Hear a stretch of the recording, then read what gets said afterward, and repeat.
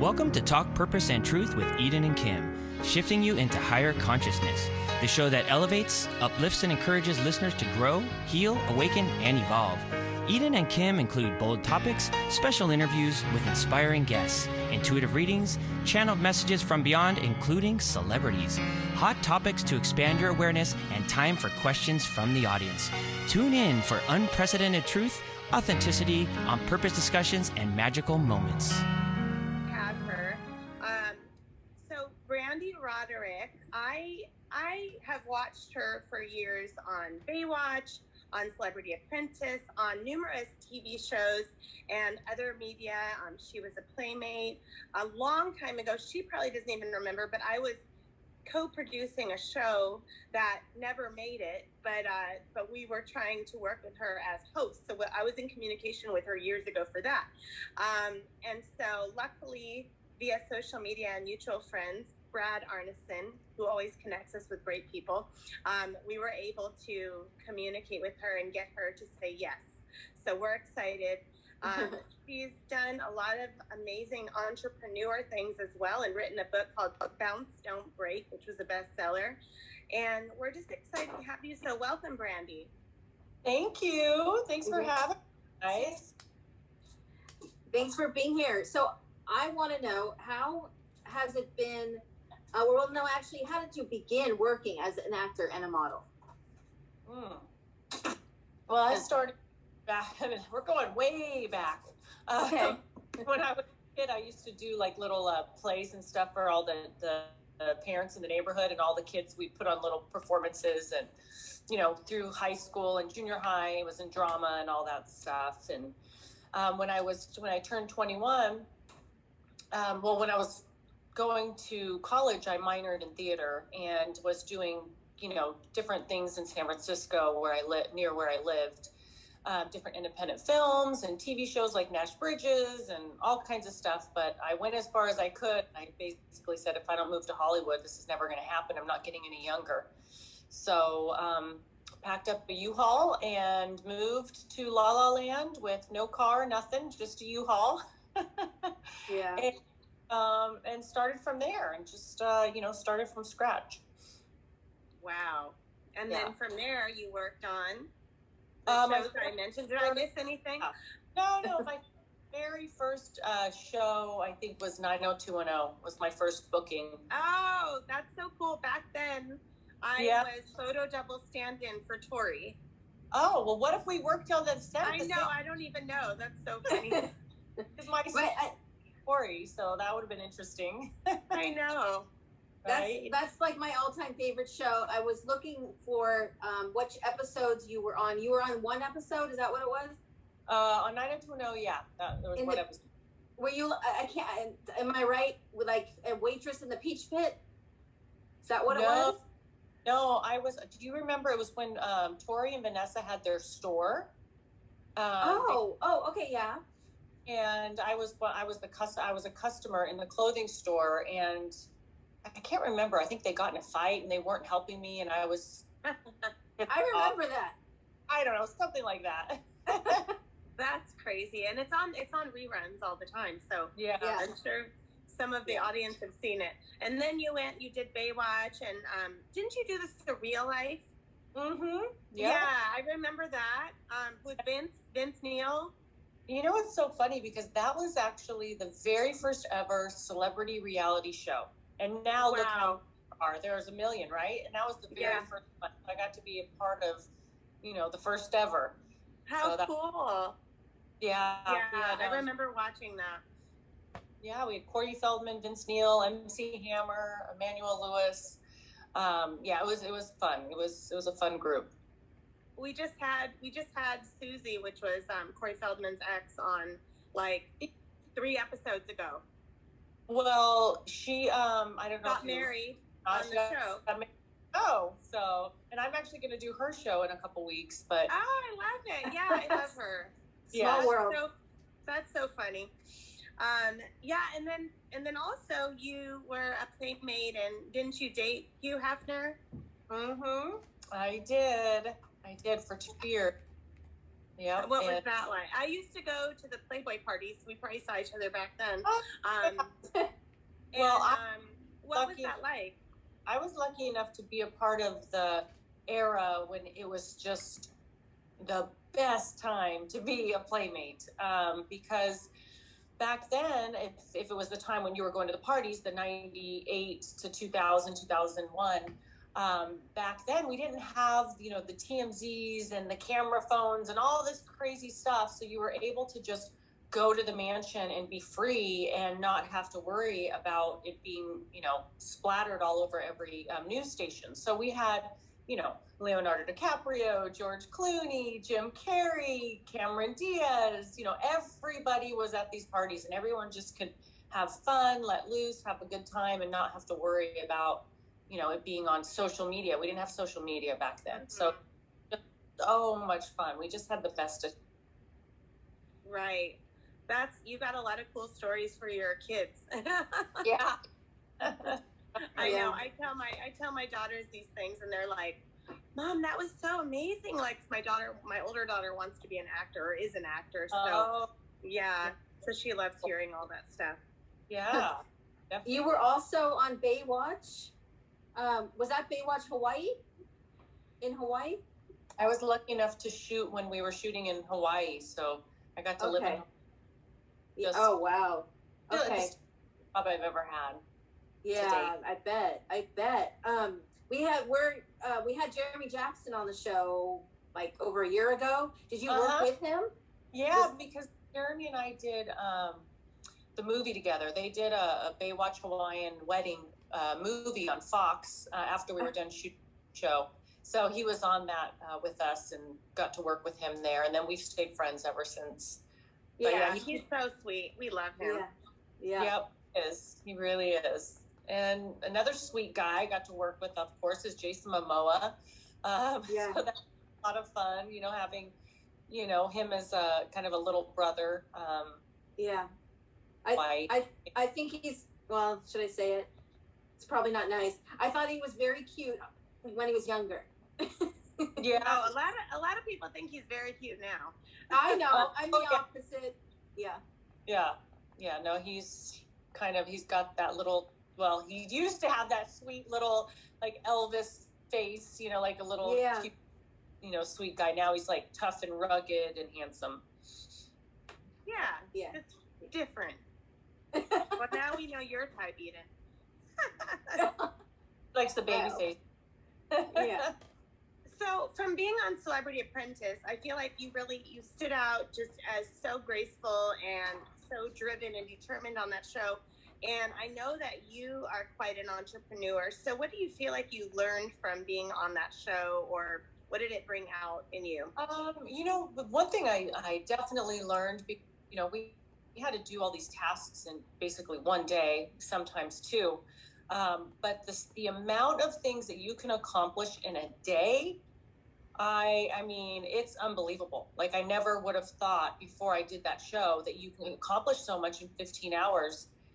So it really, anytime I'm doing anything, if I think I don't have time, it's bullshit, because you really do it. Like you can really test yourself to the limits. And it really taught me that you can do a lot in a very short period of time, and not a lot is unattainable. So, that taught me a lot. Did you see a different side of 45? What do you mean? Donald Trump. Did you see a different side of him? Yes. A different side? No. I mean, I think that he is what you see is what you get. I don't think he puts on a front whatsoever. I got to, of course, spend time with him behind the scenes as well as in front of the camera, and he's the same all around, and he's a straight shooter. He's not. He's definitely what you see is what you get when it comes to him, for sure. Yeah. Not intimidating. Was he intimidating?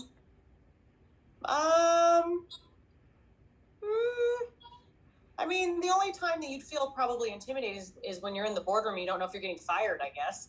Yeah. So that would be intimidated by any boss, I guess, that would be, you're not sure if you're getting fired or not. Yeah. Or like you want to win the show. Yeah.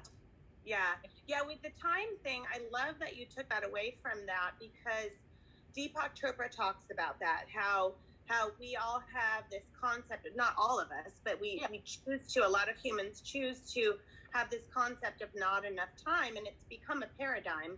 And if we can actually shift that, and what helps, I noticed that if I actually, it sounds really OCD, but if I add up like 168 hours in a week, and I think, okay, if I'm going to sleep 8 hours a night, how many hours do I still have to get everything done? It's a lot. And how many hours do we sit there, watching TV or doing nothing? And it's great to have self-care and downtime, of course. Like today, my friend canceled something that we were going to do, and I took some time to just meditate, go walk on the beach, and I was like, wow, I think I needed that. So, I mean, that's important.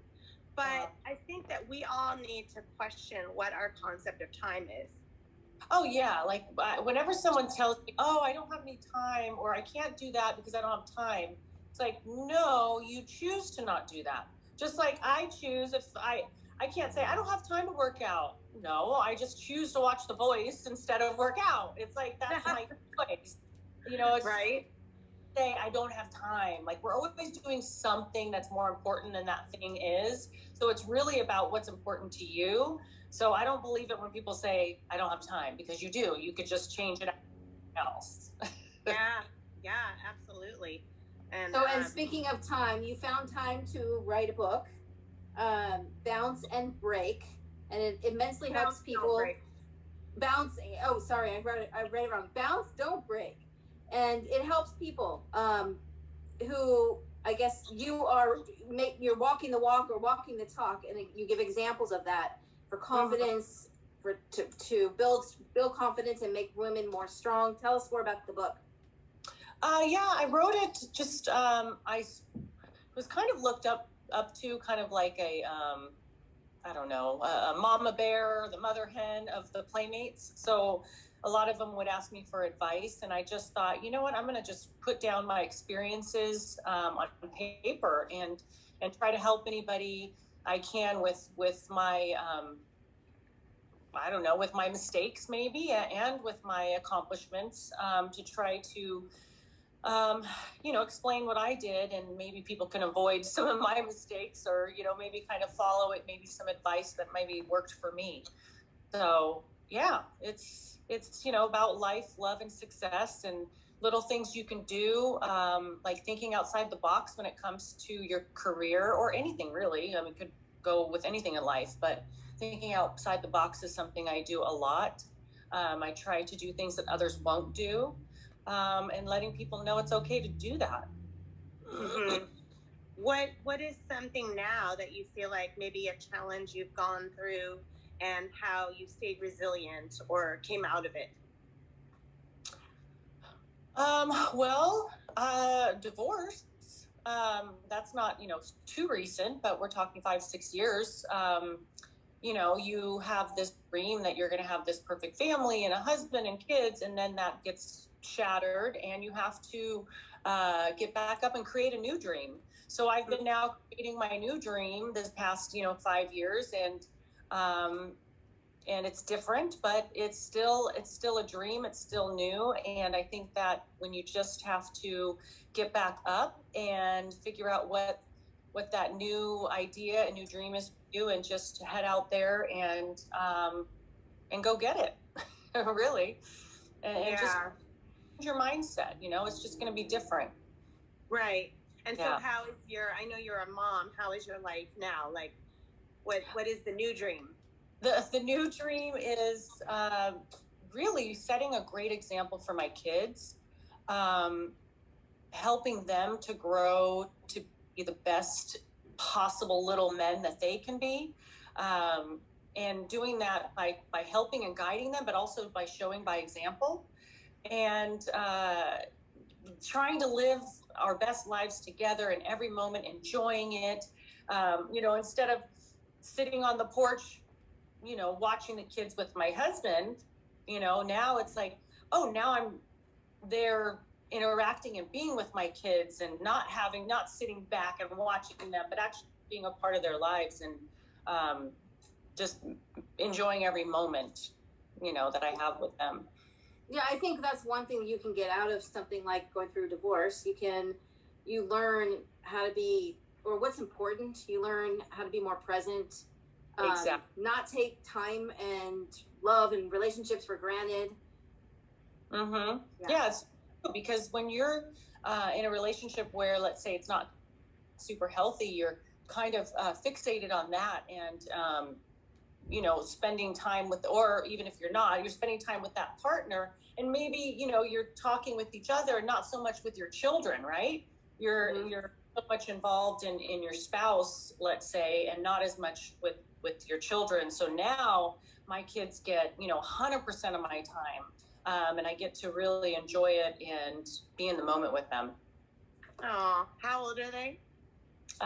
10 and 11. Oh, are they close? Oh yeah, they're a year apart, so they're very close. That's so cool. I love that. Yeah. Eden's your daughters are pretty close in age, Eden, and they're close too, right? They're extremely close, but they're 3 years apart. Yes. Yeah. Well, mine are 6 years apart, my daughters, but they're also very close. Yeah. I think it just worked out because they're both girls and they're both similar, so it helps them to be close. Yeah. That's nice. Yeah. Nice. Brande. Yeah. Oh, sorry. Go ahead. No, just say it's nice. Siblings. Yeah. Do you get recognized a lot when you go out? I would say a lot. Town here, where I live, you run around, with your hair in a ponytail and not so much makeup on, right? I don't go out with all the lashes on and or stuff. where are you? Yeah. What? Where are you? In Temecula wine country. Oh, I didn't realize you were way over there. Okay. I'm in Orange County. For some reason, I thought you were in Orange County too, but you're like an hour from me. Yeah, exactly. But, out here, it's very country. We all live on acreage and wear our boots and have our farms and, all that. How cool.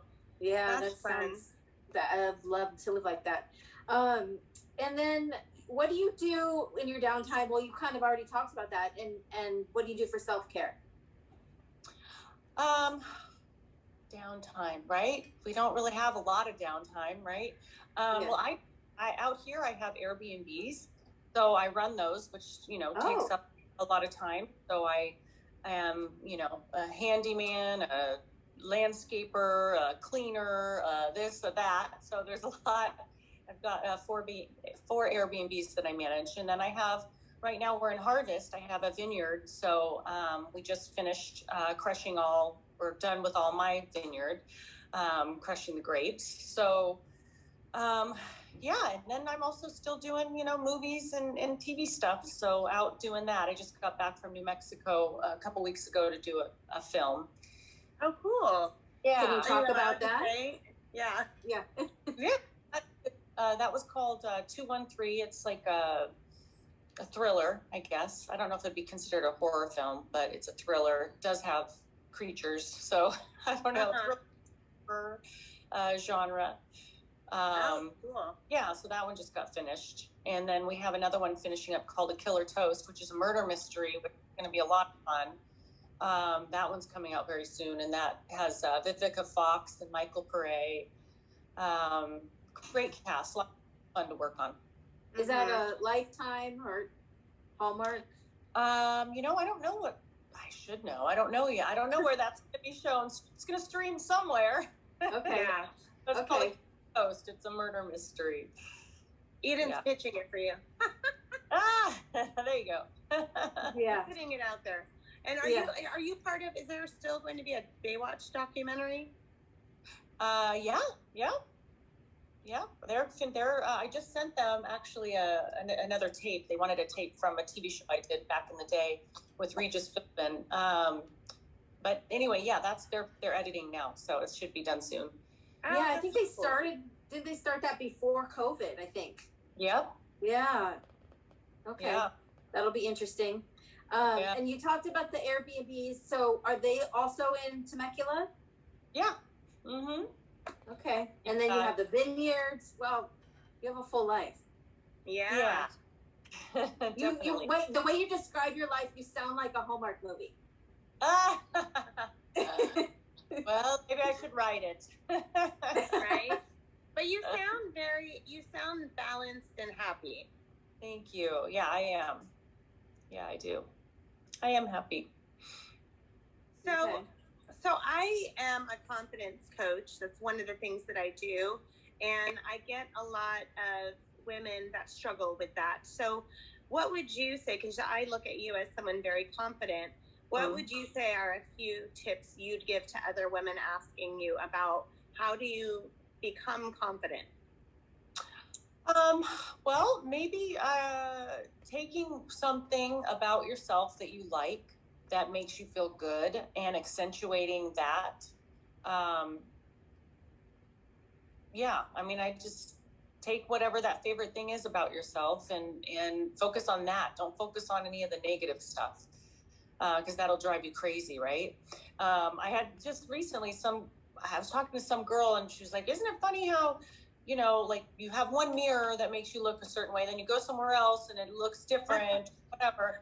And it's like, I guess I need to have the ugly mirror, so that at least when I go out, I look better. I go, hell no. You pick the mirror in your house, it's going to make you look the best. So when you leave, you are feeling confident and feel good about yourself. So one mirror I have in my, it's this kind of mirror. I'll show you. See that? How it has that. The magnifying mirror.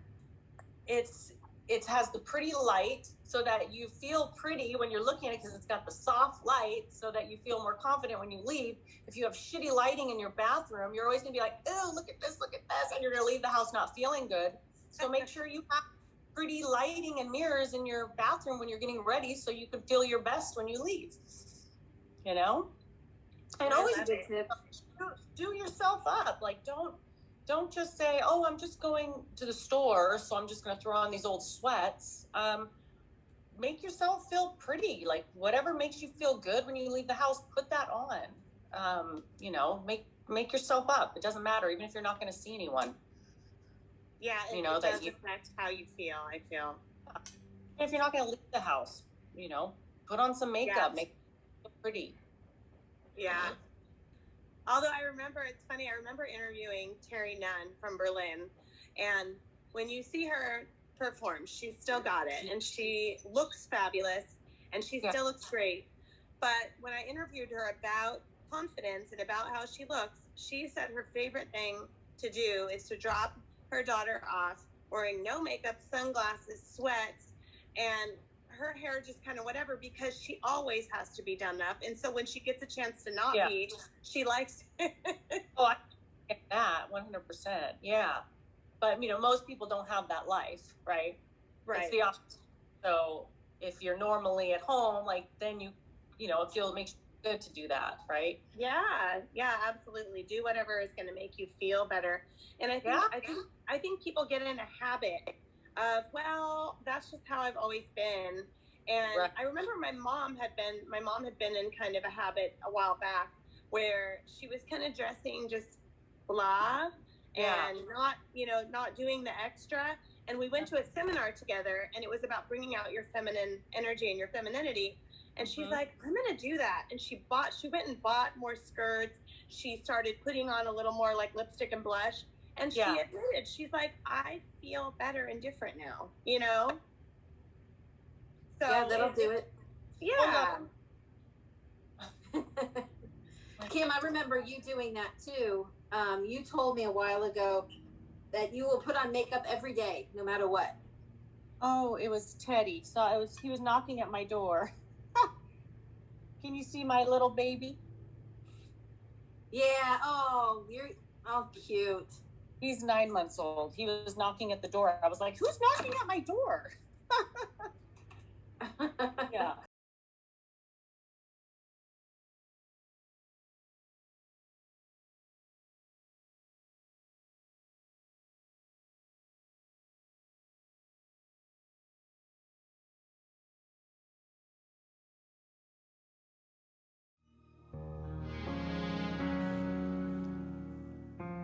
For more information on Eden, go to edensustin.com.